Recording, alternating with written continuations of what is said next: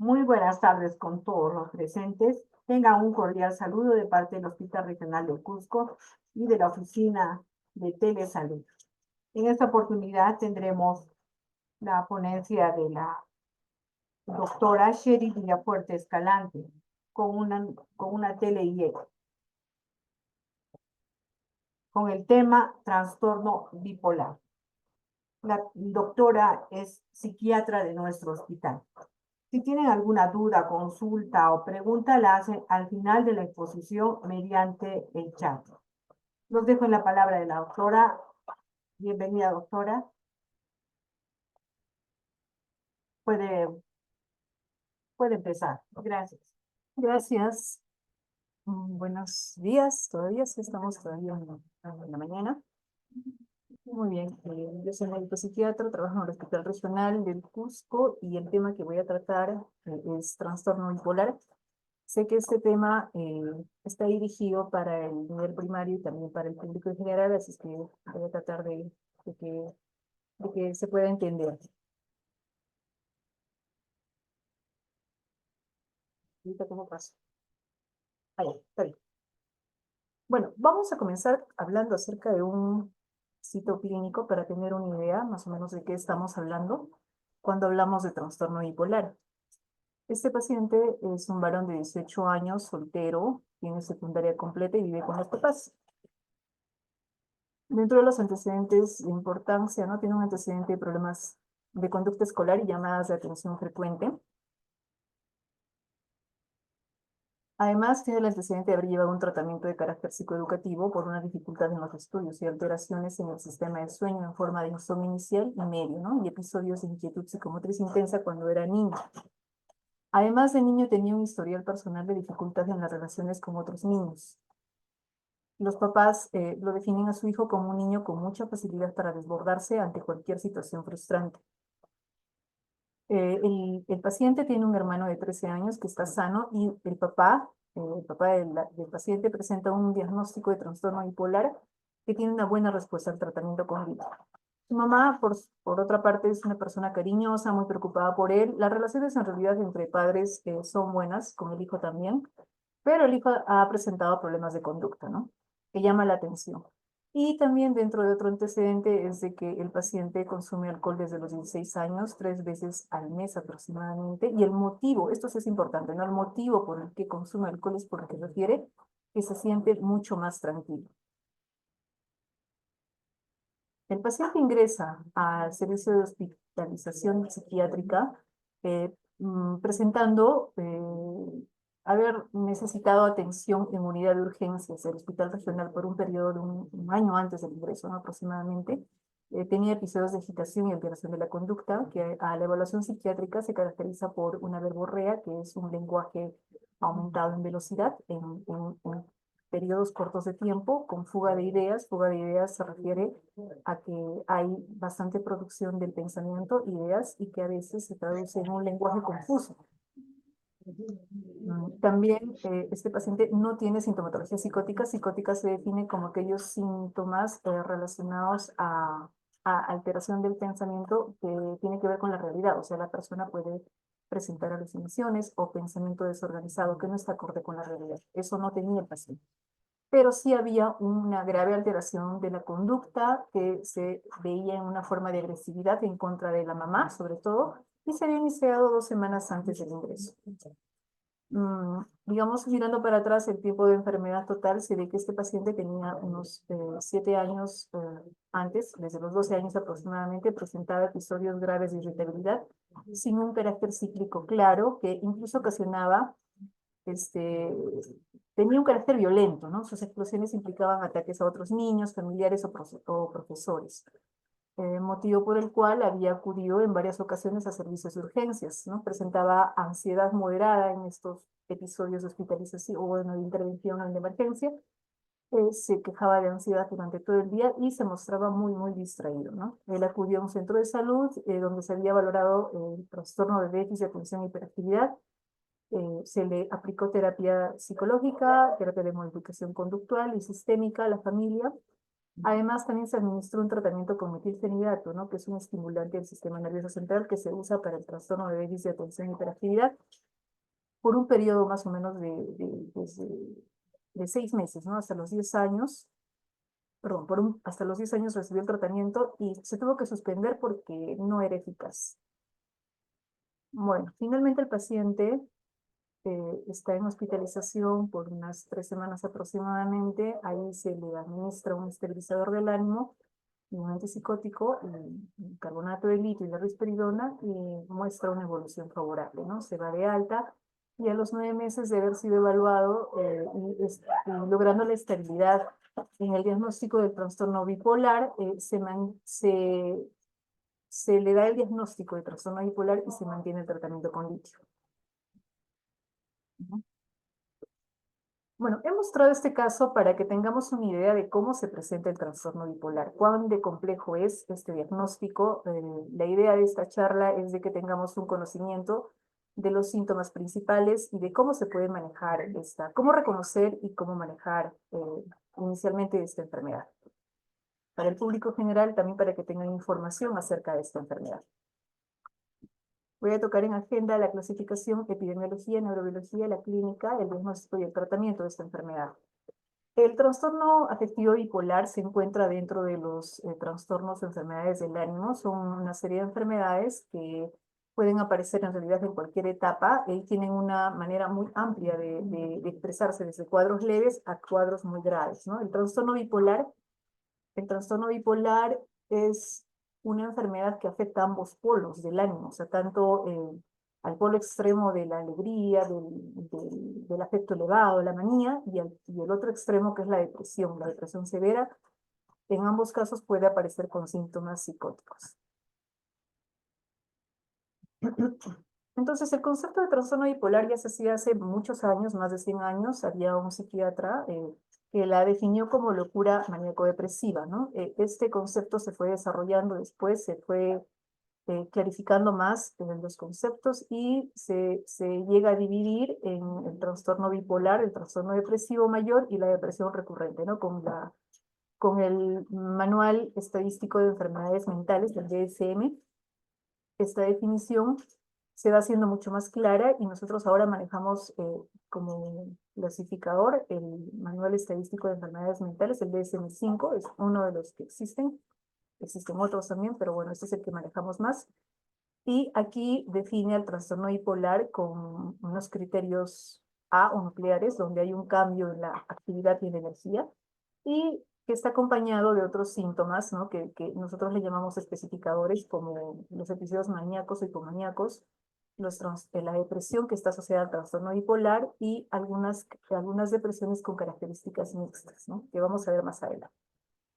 Bueno, esta clasificación, este cuadrito es para ver las diferentes clasificaciones que hay de los trastornos del humor y del ánimo. Vemos que en las últimas clasificaciones, como en la CI-11, que ya debe estar en funcionamiento, ya está la CI-11, y la DSM-5 dividen al trastorno bipolar en trastorno bipolar tipo 1 y tipo 2 y trastorno ciclotímico. Entonces vamos a hablar un poquito de estas enfermedades. Muy bien. Entonces, los criterios diagnósticos del trastorno bipolar se basan en la especificación de la manía y la depresión, ¿no? Como vamos a ver más adelante. Entonces, ¿qué es el episodio maníaco? ¿Cómo se define un episodio maníaco? Es un estado de ánimo elevado, expansivo, irritable, que dura una semana o más, ¿no?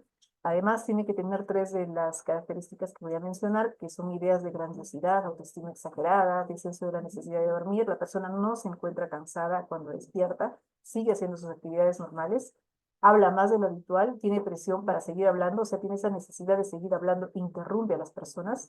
Hay fuga de ideas, la persona tiene muchas ideas en la cabeza y a veces es difícil poder expresar esas ideas y se ve que el lenguaje es incoherente, ¿no? Hay una sensación subjetiva de rapidez de las ideas. El paciente está muy distraído, no logra hacer sus tareas, hay un aumento de la actividad o la agitación psicomotriz, la persona se puede implicar en actividades peligrosas o de riesgo, como situaciones sexuales de riesgo, deportes extremos, etc. También hay alteración del ánimo que se traduce en dificultades en el funcionamiento de la vida diaria, las relaciones sociales, el trabajo y precisa obviamente hospitalización o puede presentar rasgos psicóticos. Cuando una persona está en un episodio maníaco, tiene que estar hospitalizado, no debería estar hospitalizado. Además que este episodio maníaco no tiene que ser causa de un tratamiento farmacológico, del consumo de sustancias o de alguna otra enfermedad médica. Bueno, la hipomanía son estos mismos síntomas del episodio maníaco, pero aquí no encontramos un deterioro del funcionamiento social o laboral importante. No hay síntomas psicóticos y la persona no logra hospitalizarse, no requiere hospitalización. Entonces, la hipomanía es un estado un poquito más bajo que el episodio maníaco. La persona generalmente no lo nota como una enfermedad porque se siente muy bien, se siente incluso muy productiva.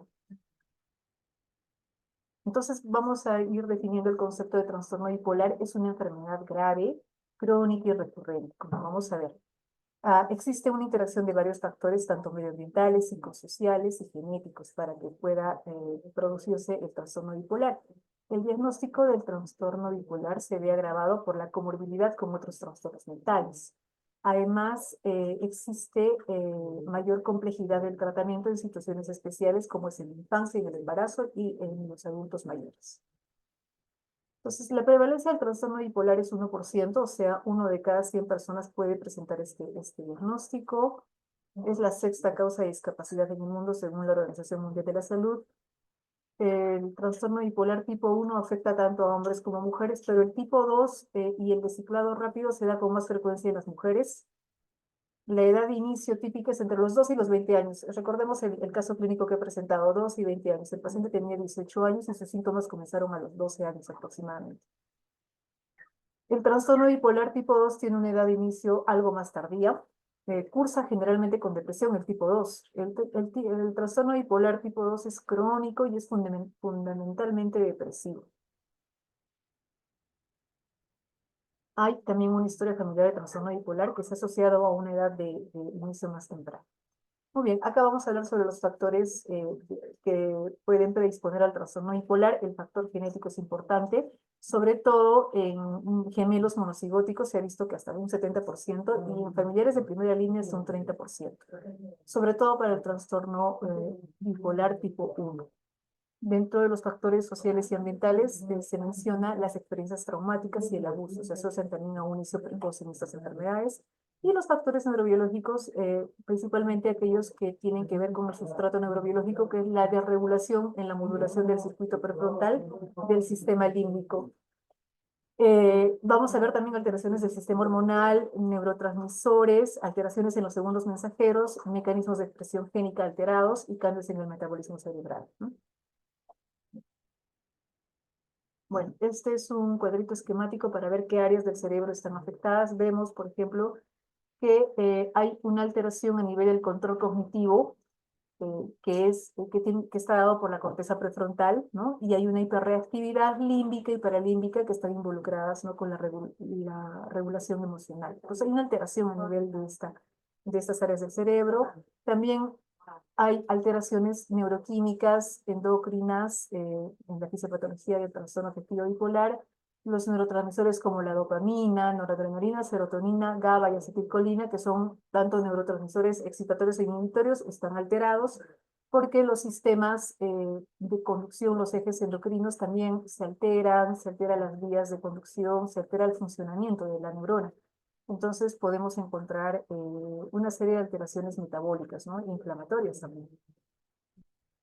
Muy bien, este cuadrito es interesante para tener, este cuadrito es interesante para ver la fisiopatología del trastorno bipolar. Vamos a tratar de bajar esto acá.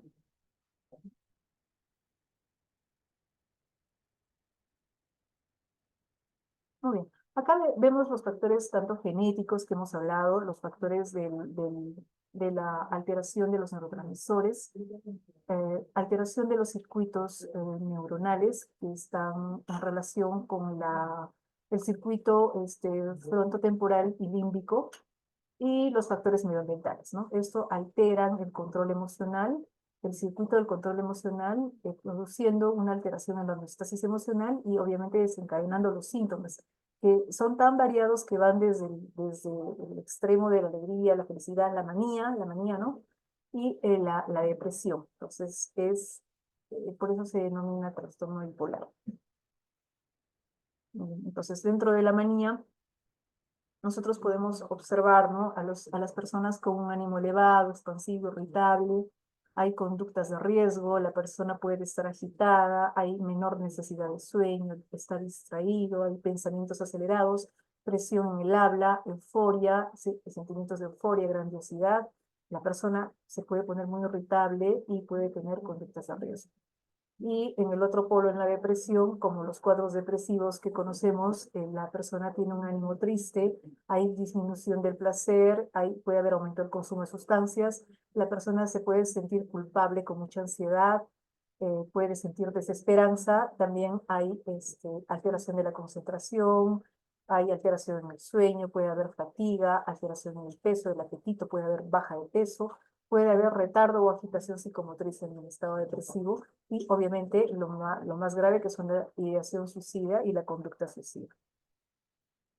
Muy bien, entonces acá para tener una idea del trastorno bipolar, que tiene tantos síntomas emocionales como hemos visto, la tristeza, y el otro polo que es la manía, la hipomanía, pero también en el trastorno bipolar vemos estos síntomas cognitivos, ¿no? Alteraciones de la memoria a corto y largo plazo, alteraciones en la atención y la concentración, en la toma de decisiones, en el juicio de la persona, en la planeación, organización y la velocidad del pensamiento, ¿no? Hay una serie de alteraciones que al inicio probablemente la persona lo vea, digamos, como algo agradable, porque incluso hay episodios en donde la persona se siente con una agudeza mental y puede sentirse muy bien, pero a la larga, cuando la enfermedad se cronifica, pues esto no ayuda y más bien puede producir un deterioro cognitivo.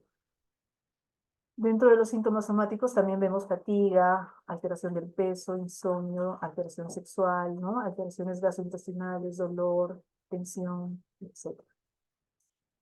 Muy bien. Entonces, es importante comprender que el trastorno bipolar es una enfermedad donde hay dos polos del ánimo, donde se pueden expresar dos polos del ánimo. Es una enfermedad multidimensional donde los mecanismos de regulación del estado del ánimo están alterados, ¿no?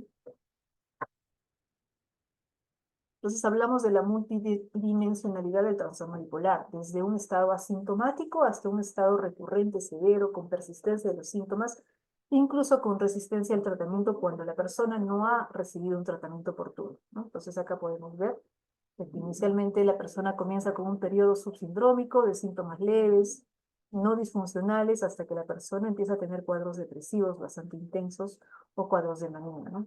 Y esta es la forma como se debe de ver en los trastornos mentales, en el curso del tiempo, no observando solamente un episodio, sino observando todo lo que pasa en la vida de la persona.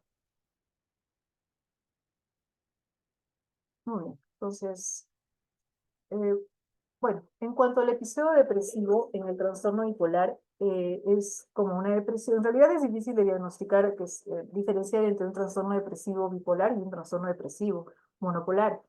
Los síntomas en realidad son los mismos, pero tienen algunas características que quizá nos ayuden, ¿no? El ánimo, obviamente el ánimo deprimido, la pérdida de interés y el placer son los síntomas clave en cualquier depresión. El 97% de las personas refieren falta de energía, anergia, ¿no? Que es lo que va a referir la persona. 80% refieren un despertar precoz, no un insomnio de conciliación, sino se despiertan a las 4 o 5 de la mañana y están activos. Hay ansiedad que aparece en un 90%. El 50% refiere mejoría de los síntomas conforme avanza el día. Y los síntomas cognitivos incluyen dificultad para concentrarse, bloqueo del pensamiento, o sea, la persona está hablando y luego se olvida qué es lo que tiene que hablar, y pobreza en el contenido del pensamiento, ¿no? Hay escasa producción de pensamiento a la larga con un deterioro cognitivo, ¿no? Y este es un síntoma que más adelante trae problemas en la persona. Y obviamente las personas con una depresión severa pueden tener ideas delirantes que son congruentes generalmente con el estado del ánimo, como las ideas de culpa, ruina, pobreza, o también pueden ser ideas que no están congruentes, ¿no? Con el estado del ánimo, eso para eso hay que evaluar. Y obviamente puede aparecer las ideas de culpa, el suicidio y la muerte. La característica, bueno, dentro del trastorno bipolar 1 y 2 es que el trastorno bipolar 2 cursa con más episodios de depresión, y el trastorno bipolar tipo 1 tiene síntomas menos intensos, o sea, tienen síntomas más, digamos, prodrómicos o subsindrómicos sería el término, más subclínicos. Y los episodios depresivos subclínicos son más frecuentes en ambos, tanto en el trastorno bipolar tipo 1 y 2, solo que en el tipo 2 la depresión es más severa. Entonces, ¿qué son los síntomas subclínicos? Bueno, son síntomas que tienen menor intensidad, no alcanzan criterios de gravedad y la posible causa es que podríamos estar frente a un prodromo de un episodio, ¿no? Tanto de depresión o de manía, por eso es importante reconocer, sobre todo para los médicos en atención primaria que ven pacientes que pueden tener antecedentes de trastorno bipolar o tener unas características atípicas de depresión, hay que evaluar estos síntomas. Estos síntomas prodrómicos en orden de frecuencia son el incremento de la energía, la persona se siente muy bien, en realidad no busca atención médica, disminución en la capacidad del pensamiento, puede haber en algunas personas indecisión, habla acelerada, incremento en el habla, algunas personas se quejan de que hablan bastante, o los familiares, ¿no? A veces la persona tampoco no se queja. El ánimo bastante elevado, dificultades académicas y laborales, insomnio, despertar precoz sobre todo, ánimo triste, puede estar la persona muy productiva o está dirigida, o su concentración, ¿no? Está dirigida a metas en un 50%, ¿no? Ay, no está corriendo.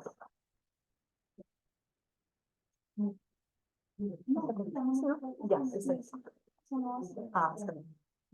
Bueno, la manía define el trastorno bipolar tipo 1, ¿no? El núcleo de la manía es el aumento de la actividad, es lo más específico que la irritabilidad y más sensible que el euforia, pero la persona podemos observar una persona con el ánimo elevado, expansivo, eufórico o irritable. Hay incremento de la actividad. La persona puede presentar conductas inadecuadas, como por ejemplo gastos, desinhibición sexual, aumento de la impulsividad con un sentimiento de convicción y propósito definido, ¿no? Hay un riesgo elevado de consumo de sustancias, sobre todo el alcohol. En el 75% las personas presentan agresividad y se muestran amenazantes, como hemos visto el caso clínico. El adolescente, bueno, el joven presentó varios episodios de agitación psicomotriz. Cuando el estado de manía es alto, es máximo, la persona puede tener asociaciones laxas, ¿no? O sea, ¿qué significa que la persona no logra hilar sus pensamientos? Tiene varias ideas que no son congruentes y tiene un discurso desorganizado, ¿no? Se observa un discurso desorganizado. Hasta la fuga de ideas, que son pensamientos muy acelerados, que cuando una persona está hablando un pensamiento, no termina de hablar el pensamiento y ya introduce otro pensamiento y emite una frase totalmente diferente que no está acorde a la frase o a la palabra que dio anteriormente, entonces no tiene relación, no se entiende lo que quiere decir. Presenta un lenguaje incoherente, la atención es limitada y distraída, ¿no? Las personas pueden tener ideas delirantes, o sea, ideas extrañas que no son acorde a la realidad, que pueden ser congruentes o no con el estado del ánimo. Esto es para precisar lo que es la manía. Entonces, cuando hablamos de episodios mixtos, estos episodios quiere decir que se intercalan tanto episodios depresivos como maníacos y hipomaníacos. Estos episodios suelen durar más tiempo, tienen menos periodo de síntomas libres de la enfermedad y se relaciona con un peor curso de la enfermedad y peor respuesta al tratamiento. Sobre todo se observa en mujeres jóvenes, tiene un riesgo de suicidio alto, las personas tienen algunas características, mujeres jóvenes con ansiedad, hay irritabilidad y distraibilidad, sobre todo estos tres síntomas, ¿no? Ansiedad, irritabilidad y distraibilidad. Las personas pueden tener más disfunción cuando no se trata de ese tipo de trastorno bipolar, el mixto, ¿no? Y tiene mayor susceptibilidad de ciclar, o sea, de tener episodios de ciclado rápido, que es más grave incluso. Entonces, ¿por qué diagnosticamos? ¿Por qué tenemos que conocer esto y para qué diagnosticar? ¿Por qué es importante? Porque nos va a evitar un diagnóstico retrasado.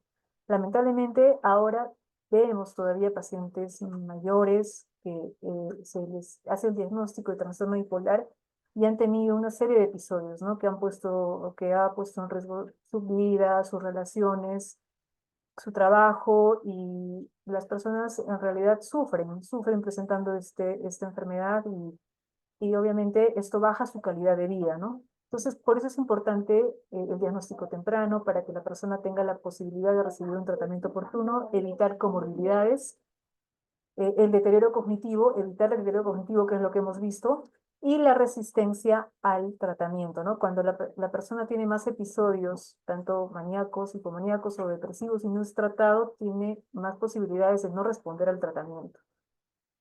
Entonces, ¿por qué? De repente la pregunta es: ¿por qué nos equivocamos en el diagnóstico? ¿Por qué llegamos a diagnosticar tan tarde? Es que es un poco complicado el diagnóstico, porque a veces no preguntamos estos episodios maníacos o hipomaníacos, porque la persona lo vive como que es algo normal, porque se siente muy bien en esos episodios. Los episodios suelen ser crónicos, a veces las personas no recuerdan bien qué es lo que pasó, o ellas digamos, no notan su cambio de humor, más bien sí el resto, la familia, que ellos a veces son los que notan estos cambios, sobre todo cuando está pues en el polo extremo, ¿no? Cuando está en manía o en depresión.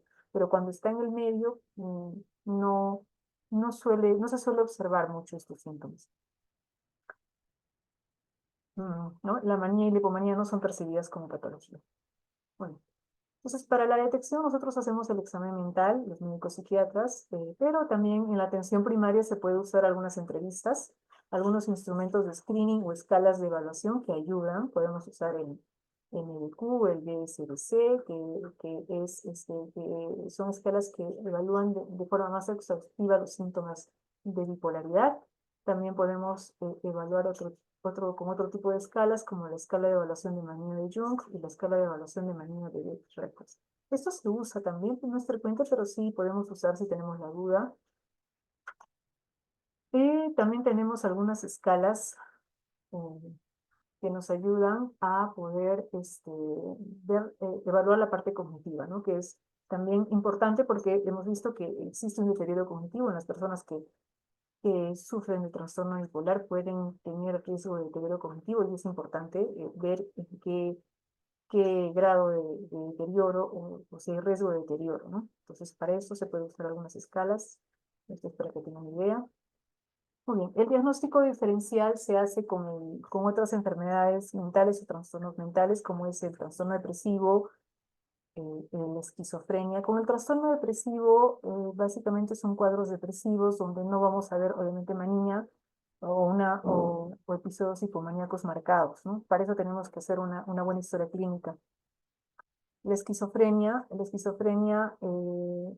generalmente es una enfermedad también crónica, es una enfermedad mental grave, y que se tiene que diferenciar de un trastorno bipolar. Al inicio es difícil, porque las personas pueden presentar síntomas psicóticos, y obviamente en la esquizofrenia se presentan síntomas psicóticos, pero es importante evaluar la fenomenología de la enfermedad.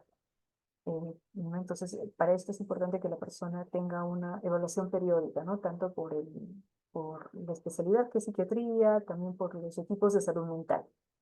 El trastorno esquizoafectivo es un trastorno similar, donde hay síntomas del ánimo y síntomas psicóticos que aparecen de forma simultánea y que podrían confundirse con un trastorno bipolar. Para eso igual la evaluación es importante, el examen mental es importante. Existen otras enfermedades o problemas, como es el consumo de sustancias.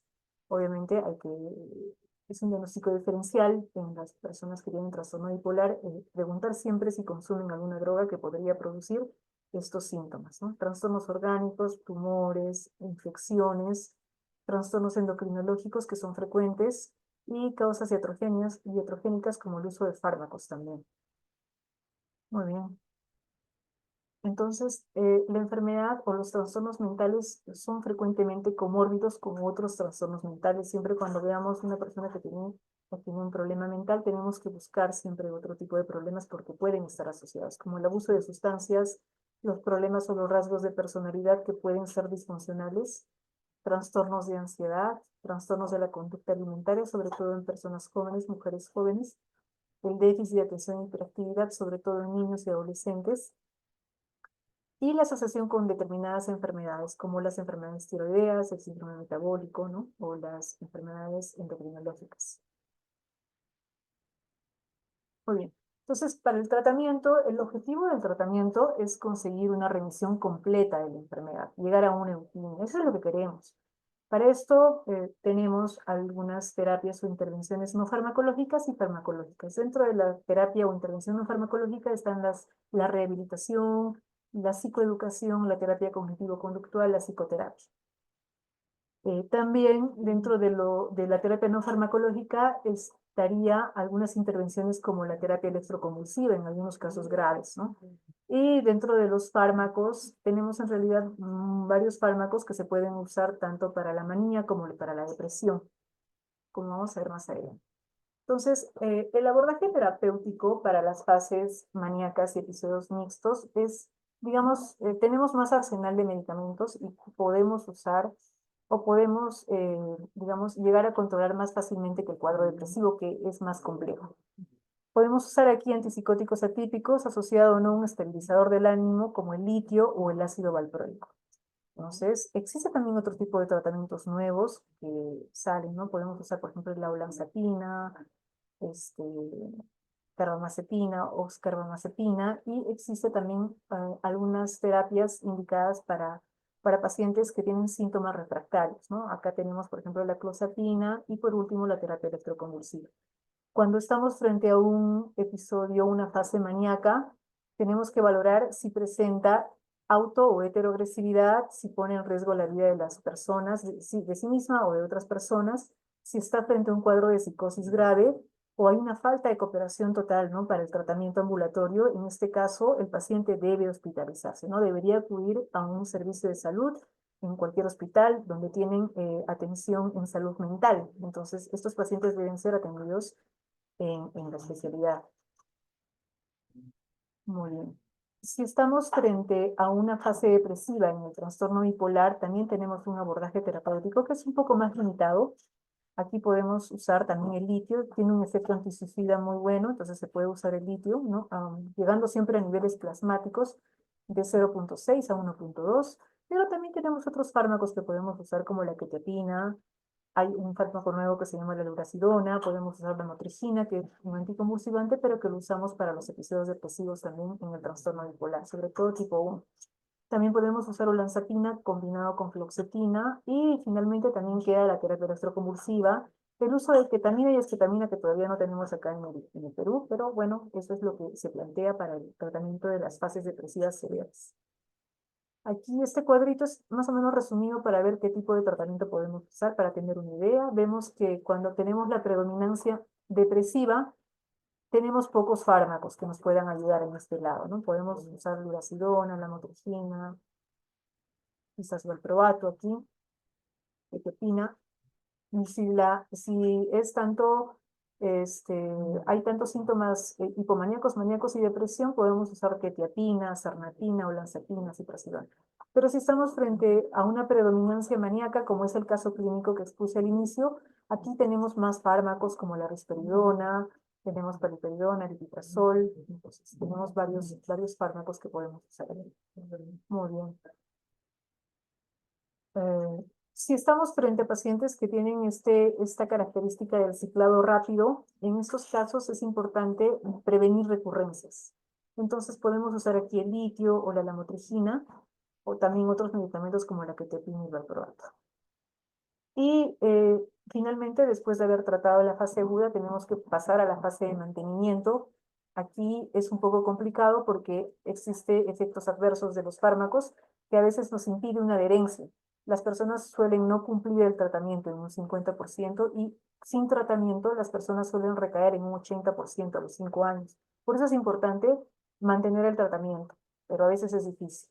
¿Qué fármacos podemos usar aquí para la prevención? Para la prevención de nuevos episodios podemos usar quetiapina, el litio, el ácido valproico, la olanzapina también son eficaces, sobre todo para la manía, y la lamotrigina es eficaz para prevenir los episodios depresivos.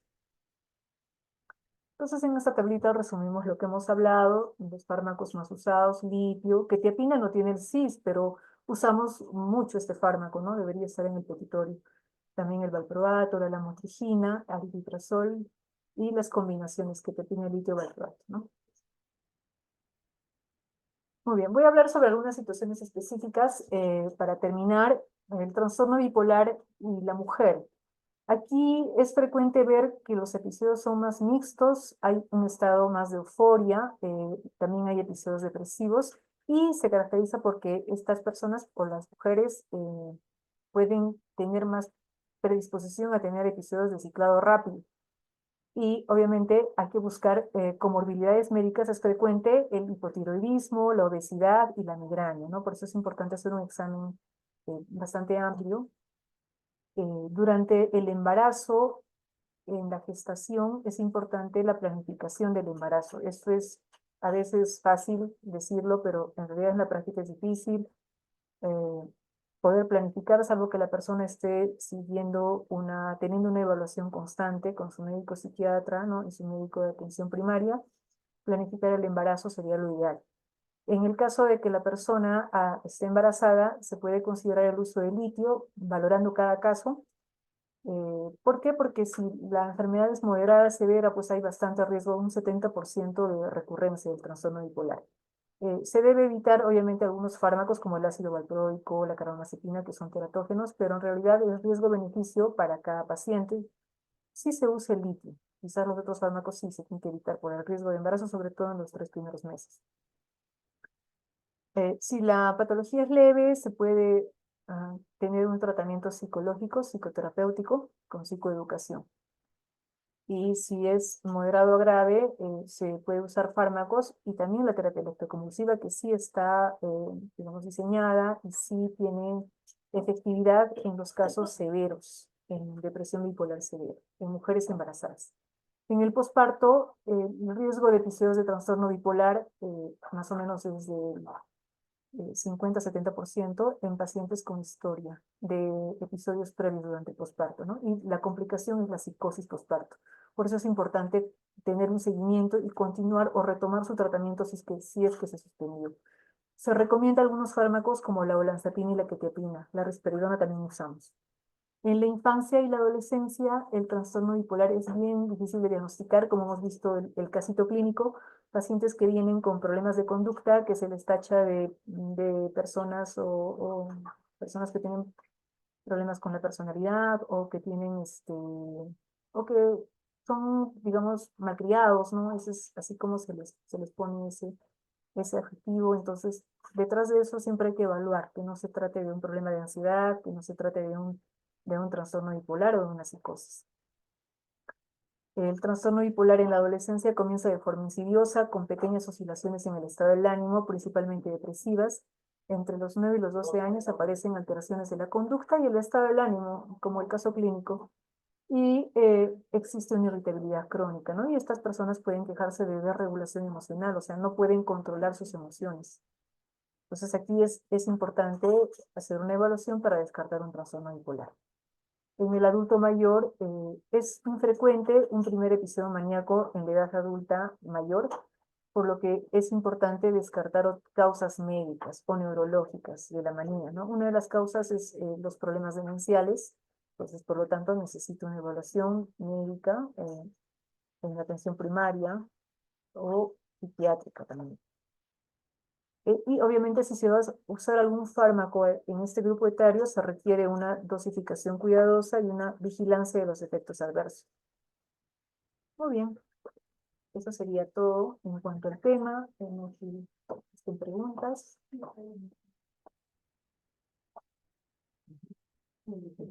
A ver, bueno.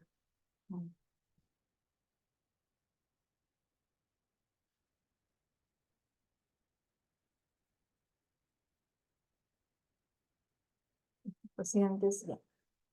Mafa pregunta si estos pacientes pueden agredir a otras personas.